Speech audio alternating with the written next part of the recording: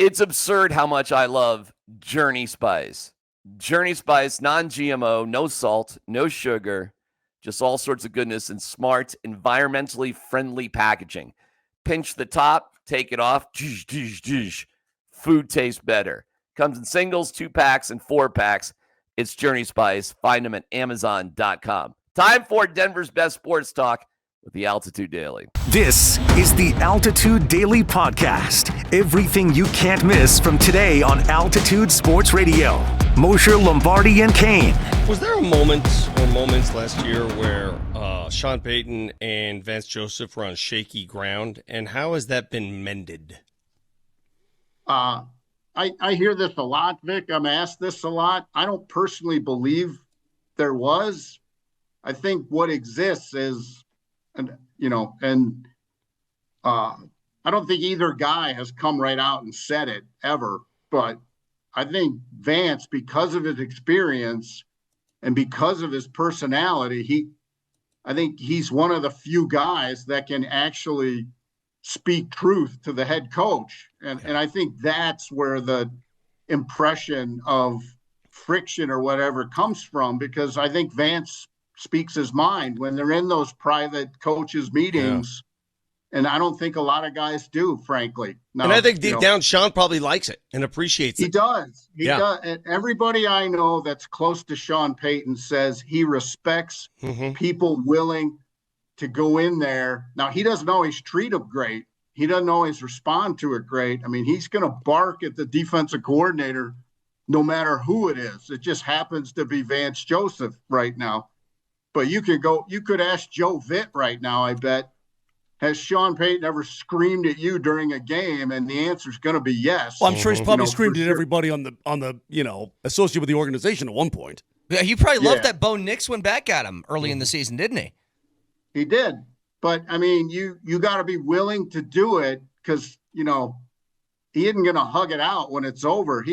He truly believes Bill Parcells had it right in how to coach people, how to manage people, how to push people. And he does it the same way, even though a lot of people say you can't do it that way now. But VJ's respected immensely in the building. I think people, I think fans or us as media or whatever, I think people underestimate how much players and other people in the building respect Vance Joseph. I think sometimes we get caught up with, he was fired as the head coach or whatever. I think he's an important voice for this team. And I think their free agency plan clearly shows they think he's doing a good job because they invested a lot in the players he's got in his huddle. The Altitude Daily, the morning sprint. What's the easier way to go about it? The way the Broncos are doing it or the way the Raiders are doing it? Because it's got to be the hardest thing to do in the NFL is to find a quarterback, right? Yeah, you asked D-Mac, and it's a very strong argument and a strong take that is you can back it up most of the time, that you always choose quarterback. Yeah. If you don't have quarterback, you draft quarterback every year until you get it right. Problem with that is you end up like the Cleveland Browns. Mm-hmm. You end up like the Tennessee Titans. Yeah. You end up like the Carolina Panthers. You end up like the Denver Broncos, right? For a long time. For a while there. Now, you didn't invest the top 10 draft pick. So you didn't go out and get Justin Fields, which hindsight, you would say, would that have been the solution? That's what D-Mac even argues to this day. That Justin Fields would be a Super Bowl winning quarterback if he played for the Broncos? And the answer to that is absolutely not. Because my take on it is the player matters. It's not just the position. Right. It's about the evaluation process of the player. And in the case of Justin Fields, he was not a top 10 National Football League quarterback starter. Mm-hmm. He's not. Where Bo Nix is, right now he's a top 15 NFL starter. And my prediction for this season, insofar as Sean Payton commits to running the football, is that Bo Nix will turn into a top 10 NFL quarterback. I'd be perfect, yeah. With a top 3 NFL defense. And you know what those two things add up to? Super Bowl trip. They add up to a deep playoff run at the very least. Yeah. And I'm saying, by deep, I'm saying you're in the playoffs and you do something. Yeah. I'd take that money and run if you told me that Bo Nix. I don't need Bo Nix to be the greatest quarterback in the history of the NFL. That's fine if he is. It's great if he is. Matter of fact, that's great. But I don't need him to be. But if he is a top 10 quarterback and you can keep the defense where it is, yeah, I think you'd have a good in your opinion, is he a top 10 quarterback today? No. Is he a top 15 to you? Is he right there? Yeah, he's a tough. I mean, yeah, he's a middle of the pack quarterback is basically what we're saying. Like is he? You're a little bit better than the top half of the NFL starters. Yeah. I don't know. I think if we had a couple of experts just be like, all right, give me your top 15 quarterbacks in the NFL right now. I don't know how many of them would name Bo. I'd say that he would be on probably 20%. The Altitude Daily. Columbus, Hastings, and DMAC. All right, quite a newsworthy press conference there as Josh Kroenke announces the hiring of David Adelman as the new permanent head coach. Let me just go over some things in order, and we can react to it. Really emphasize you don't want to overthink things. Some things you want to spend time on. So the GM they're going to spend time on, including maybe hiring a firm to do a deep dive into prospective candidates. But for Adelman, because he saw consistency, improvement, he thought, Kroenke, they would be a play-in team and lose in the play-in if they hadn't made the change. Which we talked about a couple days ago. So right? he would, whatever conversations we think, that's what the Nuggets organization thought was about to happen. So compared to that, this is an unbelievable improvement. And something to not think about, let's start there, is David Adelman. Like, it's kind of a no-brainer. Well, I think Tyler said it earlier in today's show that all the guys know him. If there's not going to be a lot of movement in the starting five, why not, right?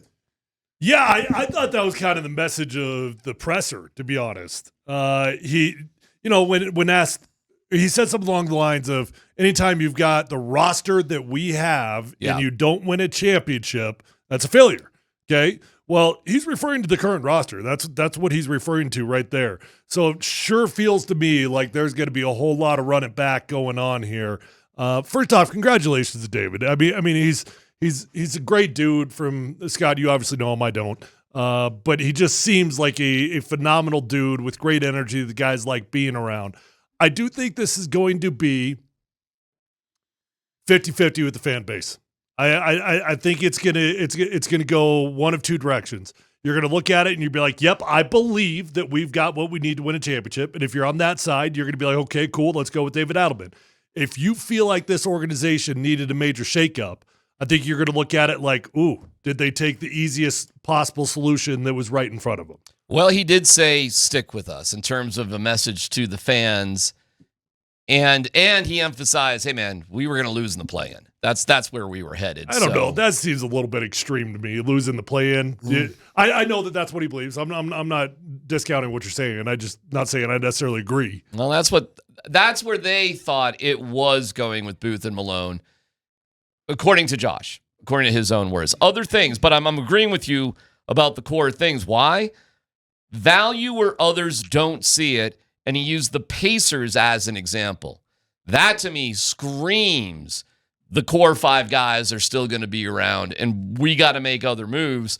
And their biggest selling point to free agents, and we really should take a hard, long look at upcoming role player free agents, because that's more likely than anything where the Nuggets are going to go, I would say, after this particular move. And he's using the Pacers as an example. Well, there's been MVPs, and throughout the leagues, when Steve Nash won 2 in a row and he had Stoudemire and the Matrix there beside him, and they're like killing it, got gypped out of going to the NBA Finals one year, but they're playing great. And then those two guys either get traded or pick free agents and go to New York and I think somewhere else. Their numbers dwindled compared to what they were doing in Phoenix. That'll happen here. You point out KCP. KCP averaged over 11 points a game here. He averaged 9 there. Mm-hmm. Big values to what Orlando brought him. But Will Barton was, the sixth man when he was here, averaging 14, 15. He goes to Washington 1 year, and he's out of the league in 2 years. The Altitude Daily. Kreckman and Lindahl.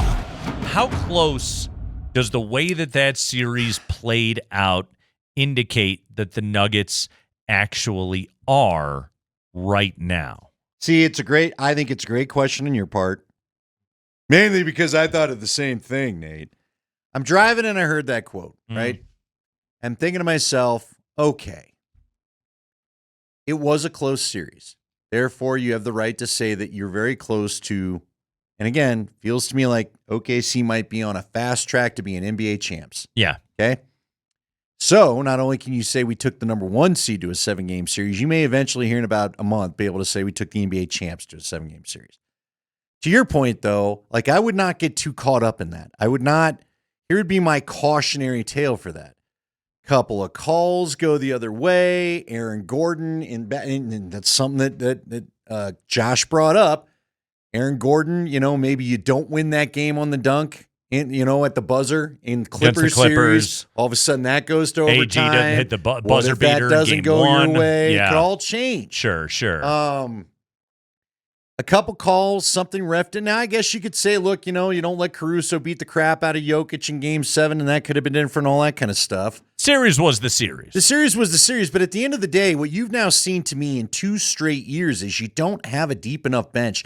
And the player that you give the most, that you lend your ear to the most, that you listen to the words of the most, Nikola Jokic, has 2 years in a row basically had the same message. Last year he said it differently, where he said, maybe we need to clone me because we don't have enough, which again to me is a comment about the bench.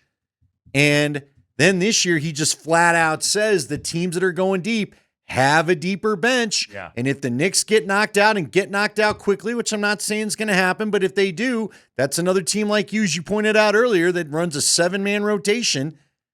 You've got to get deeper. And you can't let the fact that the best player in the world and Aaron Gordon, when he was healthy, basically willed you to 7 games when it easily could have gone the other way. You don't know that you're going to have Nikola Jokic in his bag again next year. It's not guaranteed.